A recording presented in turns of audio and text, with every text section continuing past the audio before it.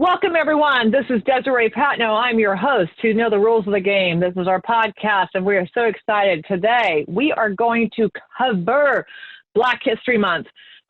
What an incredible time we're at. We're at a 100-year way we could vote this year. And when we talk about Black History Month, I really dug in deep, and our guest this podcast is going to be Monda Webb. And thank you, Monda, for joining us today. Thank you, thank you, thank you. I'm so excited. Well, this is our third attempt to get this out there because we really wanted to take a deep dive. This is not about just one topic. This is really about all aspects of Black History Month. We really wanted to take a real deep dive into it, as Monda eloquently put it, the rabbit hole to go down to the deep dives. So, right, after all these years, when we first met, we were at our conference at NAWRB, I'm going to say, 6 years ago. And she walks up there with this pink royal, we call it royal colored suitcase. I'm, oh my gosh, it's so cute. Where do you get that done? And she's like, I bought it this way. And I'm like, I want it. And she says, hi, who are you? And she says, oh, I'm Monda Webb with Fannie Mae. I said, oh, okay. Remember that, Monda? It seems like eons ago. Wow. Isn't it? It's very, very cool. So, hey, let's get this rolling. And thank you very much again for joining us. I'm your host, Desiree Patno. I run the Women in Housing Real Estate Ecosystem, NAWRB, and also I run I'm the president and CEO of Desiree Patno Enterprises. It's a real estate brokerage, been in existence for over 30 years. In addition to, I'm the advisor and investor for Amicus Brain, AI for Aging Population, and then also Chief Strategic Officer for Zulu Time, besides being a publisher, connector, and national speaker for NAWRB, which is your economic footprint across the globe. So I'd love to give a little bit of overview of Monda. Monda's resume is endless. And one of the things I really wanted to focus on is that she's a filmmaker, a writer, a director, besides being into the impact of what she's been doing for the various industries in the GSE and development. And her financial services industry journey began in the emerging market division of Wells Fargo. Hey, Wells Fargo Home Mortgage, formerly Northwest Mortgage. She was hired as a CRA trainer. Eventually, she wrote and published a magazine for the community development managers to keep them abreast of the current trends and best practices. And then Monda decided to join Fannie Mae as a contractor in 21 and 23 for technical writing, hence her beautiful writing. If you've never seen it, it's unbelievable. She wrote over 100 articles for the newly created home portals for BET.com and Univision.com. And then she was hired in 2003 in the e-business division and created and curated content for a new web page solely for brokers entitled the Broker Orientation Center, BOC. So then she went on to multifamily, the Making Home Affordability that we're all very familiar under President Obama's administration, worked for Earn Up, which is about making sure that, and amended a partnership with Freddie Mac. So we're very happy. And now she's currently a licensed realtor in the beautiful area of Washington, D.C., and has been there in Maryland since 2003. So I welcome Monda, and I'd like to take a deep dive into your, I consider a treasure, Monda Media and Little Known Stories Production Company, LLC. Thank you, Desiree. And I'm really, really honored that you've asked me to represent not only for Black History Month, but for women in general, because these types of things need to be discussed in order for us to be able to solve them. And some of it will be very uncomfortable, but we don't change in our comfort. We change when there is discomfort. So again, thank you for providing the platform and the opportunity to talk about how I think that we can all improve on our humanity. Absolutely. Well, you know the history, and we've talked about this many times, and things that we don't like to discuss, things that make us uncomfortable. But at the end of the day, when we get our blood going and we start talking and our passion starts flowing and we finally settle down and walk away, we go, wow, that was intense. But we go, our clarity, our ability to just open up becomes just incredible. So thank you very much for doing that. and bringing it to the limelight and getting out there. So I'm going to go ahead and open it up and let you talk about the Black History Month and how we've made changes and where we haven't made changes. Because the fact is that if we start off the very first one, you know, Black women are at near the bottom of every statistical totem pole, you know, health, money, and earnings and wealth. So let's talk about that a little bit. Okay. I'm not even sure where to start, but I will. I mean, we're at the bottom. Well, I think that it might be, because this is Black History Month, as I would like to maybe mention something that occurred in the past and then bring it to the current state. Absolutely. Okay. So with regard to health, I mean, it's no secret that Black women suffer, and I won't even compare the percentages to white women. I'm just going to give the facts. Black women suffer with the highest rate in heart disease, stroke, obesity, diabetes, breast cancer, cervical cancer, uterine fibroids, infant mortality, and a whole bunch of other things.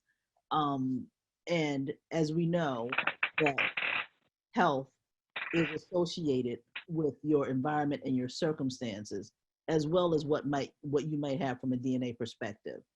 So what a lot of people may not know is historically, Dr. James Sims is known as the father of modern gynecology.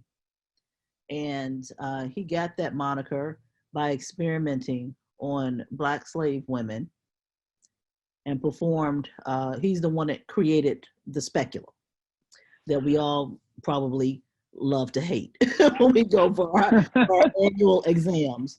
But in order to get to that point, he would take slave girls and quote unquote borrow them from their plantations for the time that he needed subjects to experiment on when it came women who were of childbearing age, and perform these painful surgeries. Anesthesia wasn't out then. This was like back in the day. And he would have the slaves bending over and resting their heads on their wrists on all fours while he examined and you know, performed certain surgeries. I mean, one slave, there the instances, there were at least 3 slaves whose name were used in historical documents. And one of them he performed over 30 operations on until he got things correct.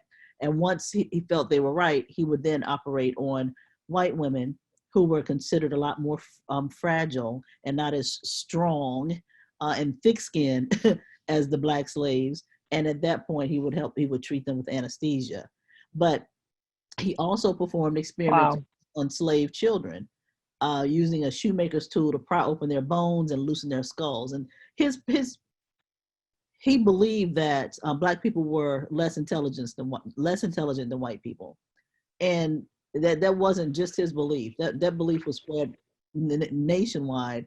And I believe part of it, Desiree, is because when you think about the humanity, if you think about looking at a slave that was known as property, and to have to balance the pathology of, you know, making someone do whatever you needed to do and disciplining them, it was hard to look at them as human, because just imagine what that would do to you. So you had to do something to dehumanize them in some way, right? And even as late as 2016, a University of Virginia study found that a lot of white people and medical students and residents, they have these, how should I say, false beliefs about biological differences between Blacks and whites. Like, for example, Black people don't feel pain the way white people do. And so there have been disparities in treatment and in pain and recommendations. So, you know, a lot of that led to the distrust of doctors and the medical community. So a lot of people of color don't go to the doctor. They don't trust them. They're paranoid.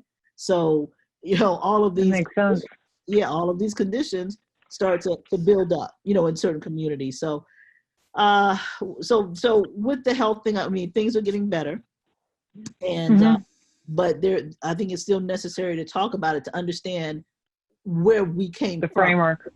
That's correct. Right.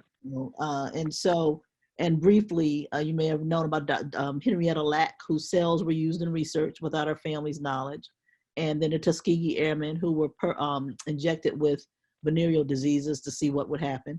I mean, I can just go on and on and on, but I won't. We got the gist. We got the gist. But Right. let me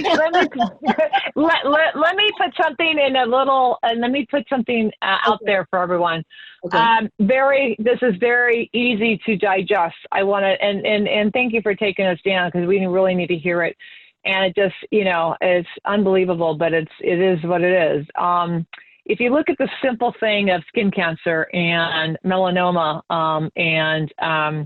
the adage used to be for years, oh, well, people who are darker can't get skin cancer. They're not going to get it. Well, you're talking to Desiree, me. I am very light-skinned. I have freckles, and so I've already had numerous spots on my body have precancerous and had them cut out, removed. Yet the truth is, it's a matter of how much pigmentation you have, and it doesn't matter, a person of color or not, you still can get skin cancer and get molds just as bad as anyone. And so the adage is that, oh, I'm not going to go check because I have darker skin, I can lay out in the sun longer. Well, you might be able to have it a little bit better because of your pigmentation, but the reality is that the myth is that you can take it all, that you lay out in the sun more than I did. So it's a cumulative. And from that, there's a considerable amount of death and cancer, skin cancer, because of the myth that goes there. And that's kind of the thing that you made comment to, how, the illusion of differences, right? That we're thick, that, the thicker skin, the white women are fragile, that we can do all these kind of things. So this is why this is so important, to know the rules of the game, is to get this out there that, no, we are all the same, some core texts like how a woman thinks and a man thinks, and, simple things like that, but not into this, that you can, one can, unless you have a condition where you don't feel pain at all. We all feel and live and, reproduce and body structures, right? Crazy. How does this, you're talking about the stereotypes, and you're talking about the different history of months. Here we are 100 years later, that women have the right to vote, and we're still dealing with the, only 32 years it was for women could get a business loan. And here we're talking about, Black history, and about still redlining is being affected here in rural estate, and also how it's been affected, which, if you talk about the financial health, when you have physical pain, and you have mental issues that are cognate of the financial and the physical pain, and then you are much more easily to snap, especially with the high magnifying glass we have right now today. How can we help get more of this information out there? So let's go on to the next one. Let's talk about money, how health affects our money. Yeah, and Des, I can't let you slide, because you talked about voting. No, you talked about voting rights, and I got to talk about this. Please, there's no sliding here. Go deep. This is a pivotal year for us as women. Like you said, we're approaching the 100-year anniversary of women getting the right to vote in August, and I think many of us may think of, the women and the white women with the ticker tape parade, and, which led to other movements, right? But even though the 19th Amendment gave women the right to vote, the South was having a very hard time after the slaves were freed and the Reconstruction period started. And prior to Jim Crow, there was a challenge with voting. And when a Black woman would show up at the polls, they would have Black people in general go through any number of exercises in order to be able to vote. With disenfranchisement of Black voters, which in a sense is happening today. It just happened in Georgia last year with Stacey Walker, who was running for governor. But And there's just one story that I'm going to bring out of a woman who went to vote. She was given a blank piece of paper, and they told her, you have to answer all the questions on this paper before you get the right to vote. And, you know, she looked at it and it's blank. I mean, how do you win? And so she was intimidated and never registered to vote, tried to register to vote ever again.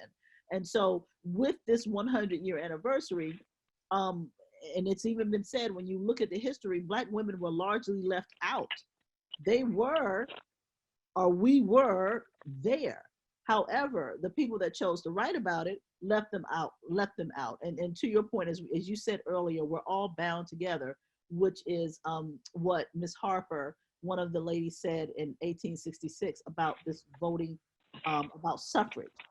And they even said, Mary Church Terrell, a teacher, wrote to the white suffragists, and she posited, look, hey, we know we really want to help you all. We want to be out in front with you, but there is a race problem.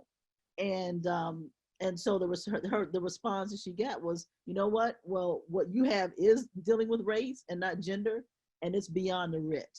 So basically, what they were focused on had nothing to do with race. But Black women posited race and gender are interconnected and intertwined, because that's who we are, and we continue to be discriminated against. But as we move towards this 100-year anniversary, there are efforts being made to make sure that Black women's place in history is rewritten in the books as it was, and also that we're continuing to work together to make sure that, you know, our country stays a strong world power and democracy.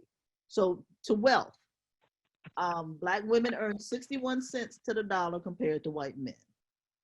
And, you know, you look at these statistics, and it can be a little discouraging, but it's all good, right? There is, think about, go ahead. Well, no, sorry. My thought is that, you know, we got the statistics of 61%, you know, 61 cents on every dollar, and we could go down that. We've repeated that, you know, a zillion times. But let's talk about the core of, you know, if you start, you know, gender gap. If we start with the money that, if you start a pay at 50 cents on the dollar, and you're going to get a raise 2% of 50 cents, and then you're getting a raise of 2% of 75 cents, you know, your gap widens. So let's talk about how we can really amplify what we're going to do to help, you know, bring it out to get parity, and talk about, especially in the Black community, that, you know, we could bounce this off of so many different things. Like, you know, I have the honor to live in an incredible city of Irvine, very diverse, has 128 different dialects that are spoken here, but then we have less than 1% of the Black community that lives here in, you know, of our community that's made up here in Orange County. And then on top of that, we have very few lenders. We've talked about this, you know, quite a few times about servicing and having the representation that people like to see, you know, when you have different deliverables that are out there. So my core is that how can we really relate and change the narrative, being that this is Black History Month, to do something about that? I mean, here you're a filmmaker. How do we get the Monda's film out there that I really want to focus on here in this part of the statistics, that as a producer and as a writer, you know, we saw what happened at the Oscars just recently. We saw what's happening in the film industry and all the awards, and, you know, how women could be, you know, not mentioned. And then, you know, we have different award ceremonies for all different things that are out there. But through your storytelling, it's been an incredible honor to see the human zoo, and what that has done. And you talk about it and how that has brought in the stereotype.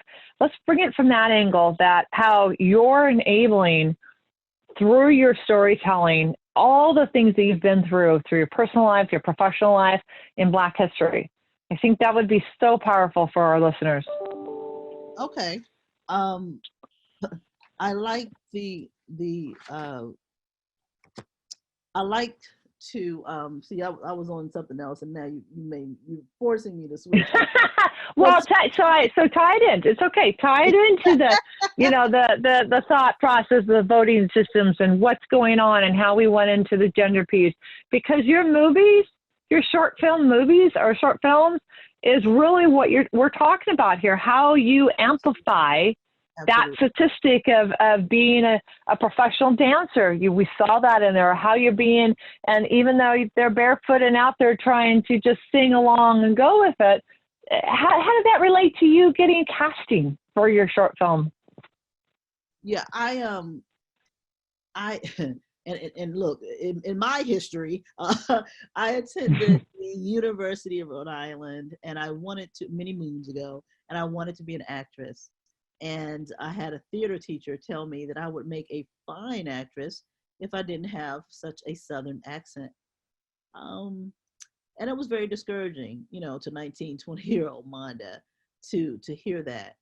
And it was at that point, they talk about the fishbowl breaking, the moment the fishbowl breaks is when you get your gift.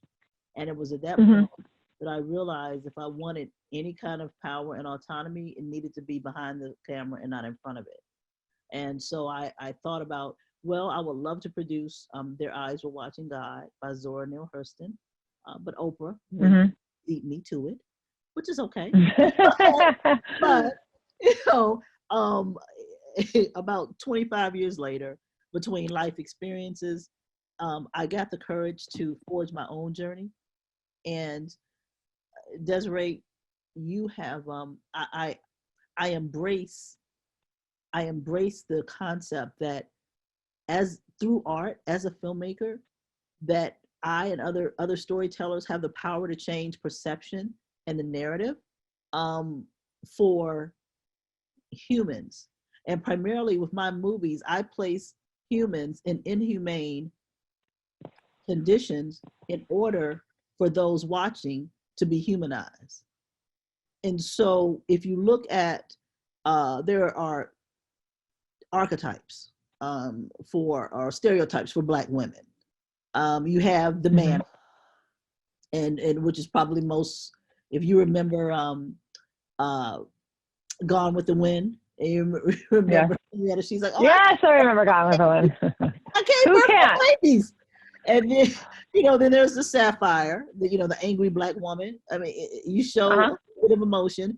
And this came up during the campaign, the presidential campaign with Kamala Harris. And she's probably kind of like one of the most calm people I know, but yet if she went off, which she did on Vice President Biden, she became the angry Black woman, talking about being bused on the civil rights movement. And was that fair? I don't know. I'm going to leave that up to the audience. But then you have the Jezebel, the Black woman who was highly sexualized. So when Halle Berry wins an Oscar, she wins it, although she suffered a lot of grief, I think she was promoted as a Jezebel. And then you have the matriarch, which are women-headed households. But in real life, we've done a lot of overcoming. In 1903, there's a lady, her name was Miss Maggie Walker. She was the first African-American woman to own a bank. And pieces of, and a part of that bank, although she's gone, still exists today. You got Melody Hobson, girlfriend of George Lucas, and she's president of Ariel Investments. She holds her own, and she does a lot of talk about racism in the workplace. We've got Michelle Obama, Oprah, Ava DuVernay. We've got a lot of wonderful people who have overcome stereotypes, but they're still out there. So I use my films to entertain, but to teach and shape how we view one another. And primarily, and I've been blessed, as you know, to have these two films that have traveled around the world to film festivals and won awards. And I believe they're winning awards because they resonate with people. And so it's just a really good feeling to know that with a pen and paper, something that that I see in my head, picture, paper, and then we're able to put it to film.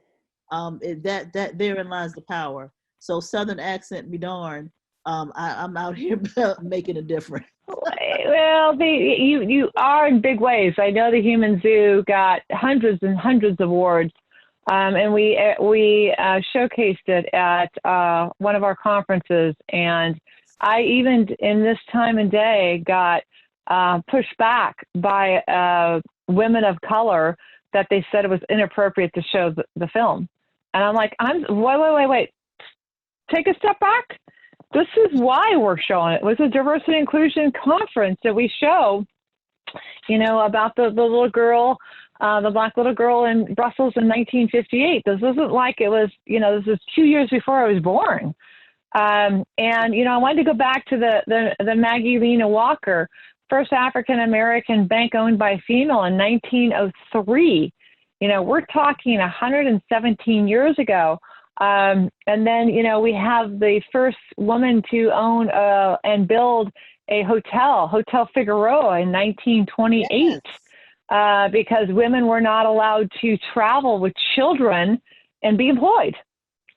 So, you know, if we take a step out on where we've helped each other through women's support, and especially in Black History Month, you know, that there were these incredible champion leaders, but they get lost in the shuffle. And it's not that we're trying to bring up history and be, you know, remember. But the idea is that we have to look on, you know, there were people before us, there were trailblazers, and we have to stand on those, you know, the trailblazers before us, that we have to stand on their shoulders to really amplify what we're doing. And by your storytelling, it's not only the subject matter, it's your presentation. I remember the short film was in black and white until, you know, not to give away the secret sauce, but until the little girl met the little white girl and it became colorful, and you added color to the screen. Just the way you narrated it came alive. And then the second one where you did it about that being homeless, you know, that the face of the homeless person you think is, you know, the person next door who you would never think twice of being someone who's homeless, and it catches everyone off guard. But the idea of living out of a car, living, you know, in an environment that you never thought would be feasible because of how they presented themselves. These are everyday, to this day, issues that are so powerful. And I, you know, not to sideswipe, you know, Black History Month, but it's all encompassing. You know, where we've been, what we've been, and through it. And that's why it's so powerful what you've done. Now, you know, if you talk about historically, if we go back to the health piece, and I'm so sorry that someone told you when you were 20 that because of your you know, your South accent. I love it. And to be honest, that your charisma in front of the camera is what I miss versus then behind the camera. You have an incredible smile. You have a persona about you that resonates, that's attractive to the camera. And what happens is that the fact is that someone felt like they were doing you a favor and put you in your place. Look at Lady Gaga. She was told in, what do you call it, the performing arts school, Juilliard, or not Juilliard, one of the big ones anyway, that said that, you know, that she would never make it in the singing industry. Hello. Yeah, right. And so, and the challenge is that she walked out of it, didn't graduate, because someone told her she'll never amount to anything because her voice is too different. Well, that's why we love her, because her voice is so different. You have to be unique, and that's what makes you unique. It's not just your Southern draw, but the fact that you really have an incredible thing, and how you rap for 5 minutes, and it was all about financial services and D&I and how that played into the space because of your history. And you should do a rap song about it. I know you did a rap poem, but that's where I believe that as a storyteller in Black History Month, that it's not that we dwell on it, but we start the framework. You're actually able to set the scene up, get everyone involved, and this is where we started, this is where we are, this is where we started. Here's a few characters. You know, we talk about a movie, it took too long to develop. We took it to, you know, by the time we got to the punchline, it was, you know, I was already done with the movie. You have this ability to get it scale, get it fast. And that's where I think this Black History Month, or any history month, is so powerful, is that we realize we have to have the framework, and then we could fast forward and what that looks like, because otherwise you don't know what context, right? So let's talk about, we talked about suffrage. We talked about how it was going through in the voting. We talked about how health the impact of what's going on with that. And it, we go back to, healthcare right now. There's a couple bills that are being looked at and passed, whether depending on your access to health benefits, who's paying for it, who's not, what services you are not, where you're going with it. And it's a real big deal. So if we talk about to the wealth aspect, we talked about 61 cents on a dollar compared to white men for Black women. If you don't have the money, it's being reported right now that if you have cancer, that it'll wipe out 50% of everyone living in the United States will lose all their savings. They'll wipe them out completely. Well, if you don't have that money to start with, because you're living day to day, then how are you going to live and being paid, way under market? How are you going to save any money to take care of yourself as the historian part of it growing old as a Black person, right? So that being said, I think that's one of the reasons you got into the financial services and got into understanding it and helping so many Americans across the United States about the home affordability and what you could do to get that going. So let's talk about something I think can be let's take a step back and take it a little lighter. Okay. Let's talk about Black hair. That's a manic laugh. Okay. I know. I mean, right? I mean, this is like, we're talking about appearance of hair. And one would normally think that, oh my gosh, look at the hair, isn't it great looking? Or, oh, my hair, did you see that, she hasn't washed it or it looks like atrocious today? But this is serious. I mean, everything else is so light. I mean, it's very obviously life and death and money and health and everything else. But hair? I mean, we're bringing hair up in Black History Month. So let's talk about hair. Desiree Patno. This universe. I don't know if you saw. I didn't watch the pageant, but I did revel in the outcome because we have a dark-skinned Miss Universe, Miss Zozibini Tunzi of South Africa, and her hair is. She wore her natural hair, cut very closely, very short cropped haircut. And, she basically became Miss Universe on her own terms. She didn't subscribe to the European notion that straight hair is beauty, straight hair is best. She did her naturally kinky curly hair, which I applaud. But I watched a couple of interviews with her after she won Miss Universe. And she's from Uganda, by the way. South Africa. South Africa. But okay. Uganda. People were asking her about her hair. Why did you decide to wear your hair this way? Not what types of things are you going to be championing when you travel the world promoting Miss Universe, but about her hair. And, this is something that has been an age-old historical thing since slavery to talk with the Black woman's hair. And when women slaves were working in the fields, they would wear wraps around their head because bugs and all kinds of insects might get in there. So to this day, it is, believe it or not, illegal. No, today it is legal to discriminate against a person in the workplace or in the schools because of their natural or what we call protective hairstyles. Now I'm going to give California props. Woo, go ahead, California. They're the first state to pass what we call the Crown Law. And the Crown Law prohibits, makes it a federal crime to discriminate on someone because of their hair. And this is 2020. Wow. 2020. Now, what if I were to say, Desiree, you can't wear your hair in a ponytail? I mean, right, you would laugh me. It's crazy. Right. So, but when you look at, and cases are going on all over this nation about, and it is a certain, like they talk about wearing the mask. Black women know that if they work for corporate, they have to quote unquote look corporate, which is quote unquote look what the European standard of beauty is, with the straightened hair and the, the little buns. but to wear your hair natural or in, you know, the cornrows or locks, that's been a no-no. And we all know, oh, they're not going to hire us if we look like this.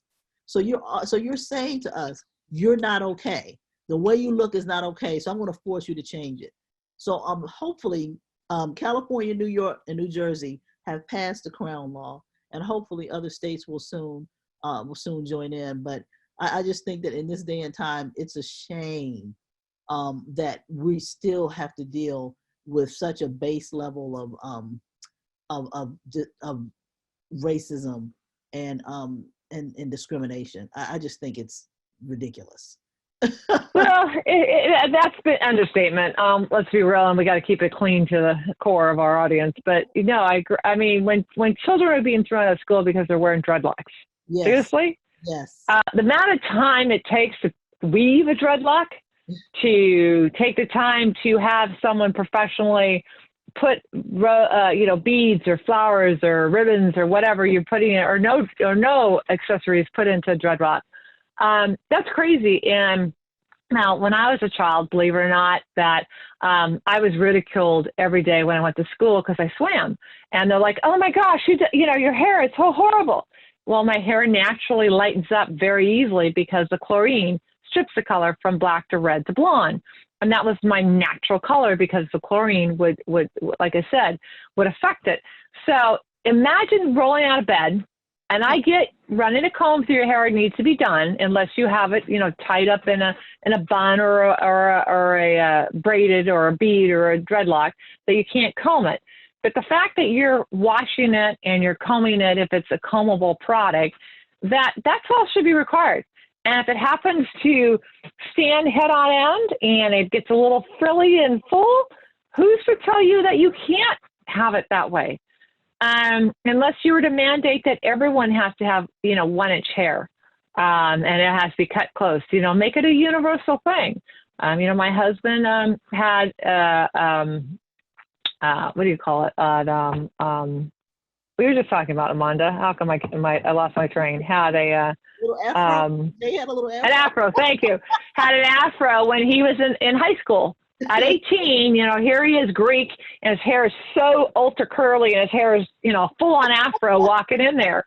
And yes, I will get you the driver's license to show it to you.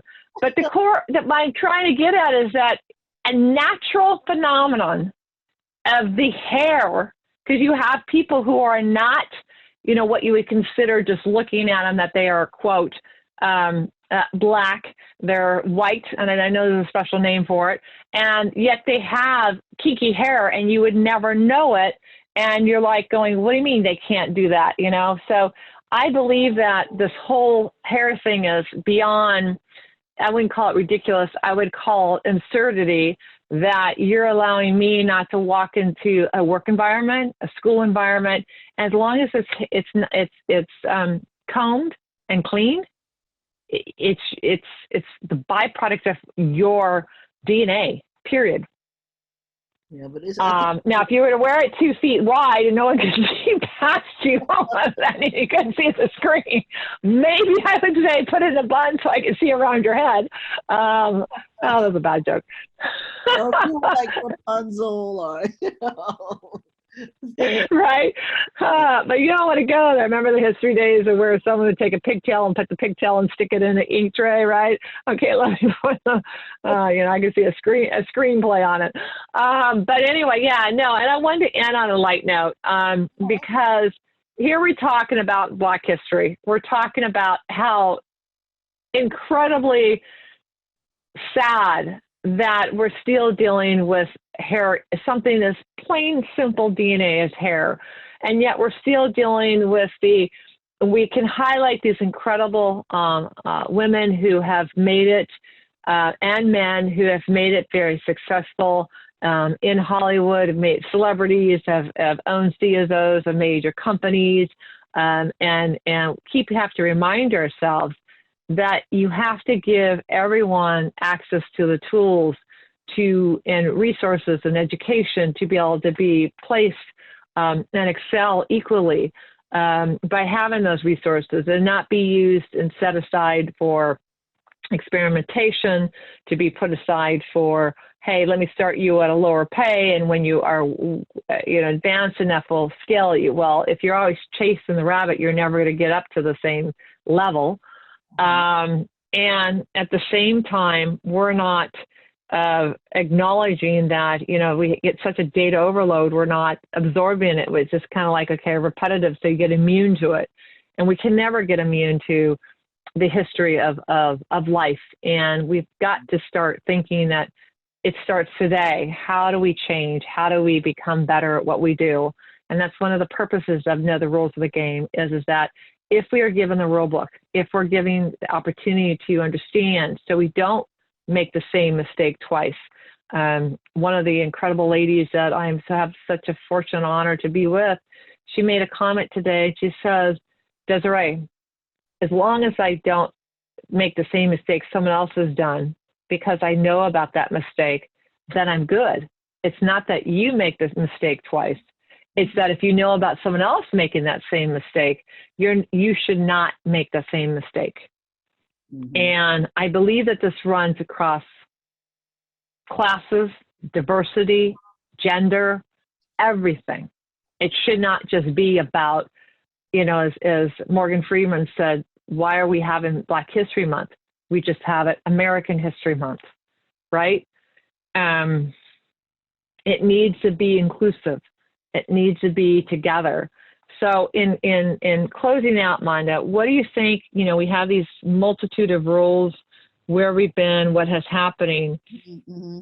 As a woman who has dealt through the financial aspect, you just had hip replacement, the health aspect of it, the home ownership aspect of it, mm-hmm. dealing with the Fannie Mae and the home affordability outreach of everyone getting their homes foreclosed on or trying to keep them in home ownership. What would be something that you would like to ask everyone that's listening to this incredible podcast for Know the Rules of the Game that we can help amplify to get it out to the masses? So whether you're an artist, whether you're in banking, entertainment, or you're an attorney, we're all human.